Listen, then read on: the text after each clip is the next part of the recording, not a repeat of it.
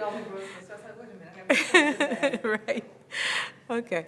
All right, so initially we were talking about how SNCC affected you and who you are 4 decades later. Share with us a little bit about the SNCC Legacy Project. Yeah. One of the vehicles that we decided to develop to help SNCC people stay in touch with each other and also to collect the history and interpret the history of the movement from the perspective of the people who were in the movement as opposed to those who looked at the movement from the outside in. We decided to form a nonprofit called the SNCC Legacy Project. It grew out of our work that we did around the celebration of the founding of SNCC, the 50th anniversary of its founding in 2010. A group of SNCC folks who were in Washington decided to hold this event at Shaw University, which was our founding college, HBCU, in Raleigh, North Carolina. Can we turn the cell phones off, please? Thank you.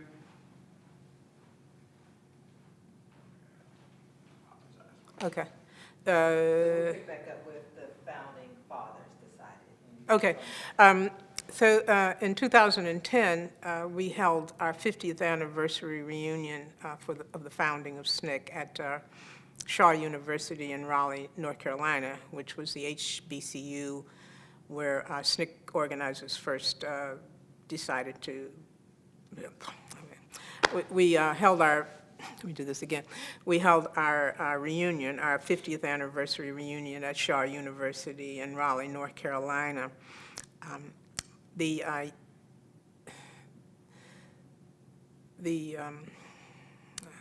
say this? The reunion was such a powerful instrument for us because we pulled in over 400 or 500 people who had worked for SNCC over the course of its history, which was from 1960 through 1968. And people really were so glad to see each other. They shared experiences. Many people had gone on to continue the work that they started in SNCC. They became educators. They were involved in political life. They were professionals. We had almost every walk of life identified there, but people wanted to stay connected. So we decided that we would form the SNCC Legacy Project, and we did. It's an all-volunteer operation that we have pretty much set up here in D.C. because D.C. is the place where most of the SNCC veterans are now residing. As years go on, more and more SNCC people gravitate to Washington, D.C. just because this is where we feel connected. Cortland Cox was made the what is his title? I'm trying to think of the title. We had some titles, but I can't remember what they always are. Cortland was the chairman, and Julian was the vice chairman. I was the secretary, and Larry Rubin is the treasurer. And we've set up a number of collaborative work. We've set up a number of collaborative projects with universities, with other civil rights organizations and nonprofits, but our focus is trying to pull those records. There's a lot of SNCC historical document. There are a lot of SNCC historical documents that exist in people's homes. They haven't given them up. There are a lot that exist in libraries across the country. We didn't know where they were, so we started searching for our past, and we have urged SNCC folks who worked in the movement, who've kept their documents, to go up in their attics or down in their basements. We called it the Attics and Basements Project, to bring those documents forward, to make them available either to the library of their choice, or we would help them find a repository for that. We've also worked in a number of universities around the country doing documentary work and in seminars and training with young people who wanted to learn more about the movement. Most recently, we've set up a collaboration with Duke University in in Durham, North Carolina, called the SNCC Portal, which is an internet-based educational platform that focuses on some very important issues that we worked on as SNCC people. But the main thing that we want to do is to make sure that these projects document the work from the perspective of the people who did the work. And I can't emphasize how important that is, and that's why this project that is being done by the City of Atlanta, by Councilmember Bond, is so critical, because you're capturing primary source information from people who actually did the work and can interpret the work properly. So our work continues. Next year is the 50th anniversary for the Cry for Black Power. Let me do that again. Next year is the 50th anniversary of the call for Black Power that was issued by Stokely Carmichael and Willie Ricks down at the Meredith March in Mississippi. I think it was in Canton at the time that it was issued.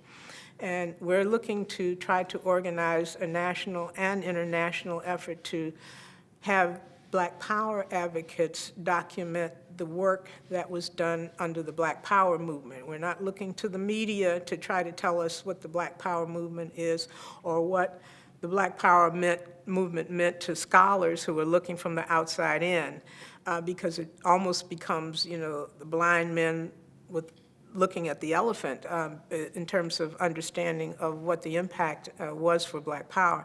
So we're going to be calling on our brothers and sisters around the country to work in place, that is, to go to their own communities, or they're already in their own communities, and tell us what impact Black Power had in their lives and in the lives of the communities where they are. So it's a major project, and we're looking forward to having, we're stepping outside of SNCC. We're certainly going to document the SNCC role in that, but there were so many other important efforts that took place around the country that we have not documented, we have not done the analysis of, and we have not made it available to the current generation of activists. And that's our whole purpose, is to interpret what happened to us so that the new generation of activists can be better informed about how things were done.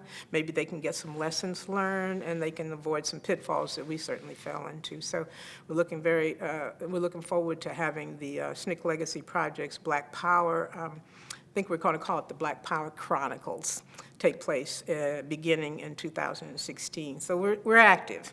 Okay, we're old folks, and we do things slower, but we're still moving. So that's how things are working 4 generations, 4 decades, 4 decades from now. Right. And then real quick, what's the most interesting piece of documentation that you guys have found? The most interesting. Have we uncovered something? Okay. Yeah, I got something that I was really excited about. When I went down to visit my friend Benny Ivy in Atlanta, Benny was part of the communications office in SNCC when I was there. She was recruited by Stokely in the Bay Area. He asked her to come and work full-time for SNCC, and she did. And she came at a time when I was there, and we all became friends. Of course, we worked in the office. So Benny is a collector. That's somebody that hoards stuff. And she took me into this room, and there were all these boxes of materials that she had collected over the years. She worked as Mrs. King's aide at the King Center, and she did quite a few things, and you'll be interviewing her, and she can tell you her history. But she said, "You see that box over there?" I said, "What?" She said, "I have all of the old SNCC newsletters that we produced from '66 on." I said, "Benny?" It was called, our SNCC newsletter was also called The Student Voice. And I said, "Benny, do you know nobody has these things?" And she said, "Well, let me show you, because I have them in there." And she pulled them out, and she had copies of every single SNCC newsletter. It was like gold, because no library, I think, in this country, maybe one, has it, and all of that is on microfiche now, or I don't know how they do it. They digitize it now. But this was an original copy of the SNCC newsletters, and one of those SNCC newsletters that we pulled out of the box was a piece that was done on afros, on women's afros, how our hairstyles, back in the day, you were considered a little bit odd if you wore your hair natural or in an afro. It wasn't until the Black consciousness movement that came out in the 60s where women stopped straightening their hair and they cut their hair short, and like I've got mine, Marvina has hers, and we made a statement of our politics by the way we looked. So Bob Fletcher, who was in charge of SNCC photography at the time, wanted to do a photo essay about women's hairstyles of the movement. And so he took photos of various ones of us in the office. We all had our hair in afros, and he came to ask me about whether or not he could take my photo. And I said, no, you don't want to take my photo. I said, because the afros in those days were nice and big and wide and had very beautiful angles, and I don't have that kind of hair. So I said, no, you can't take my picture because I don't think my afro is representative. He said, oh, yes, it is. He says, there are sisters who have curly hair, and you need to be represented. So I let him take the photo, and they decided to use a range of hairstyles on this essay for the SNCC newsletter, and my photo and Benny's photo were used as 5. I think there were 5 photos that were used, and Benny had the actual document. So when we did our presentation down at Tunica, Mississippi, to the Training Institute, we had a slide made of that SNCC newsletter, and we showed it to the young sisters who were there in the audience, and they really got a kick out of it. So I think that was probably the biggest,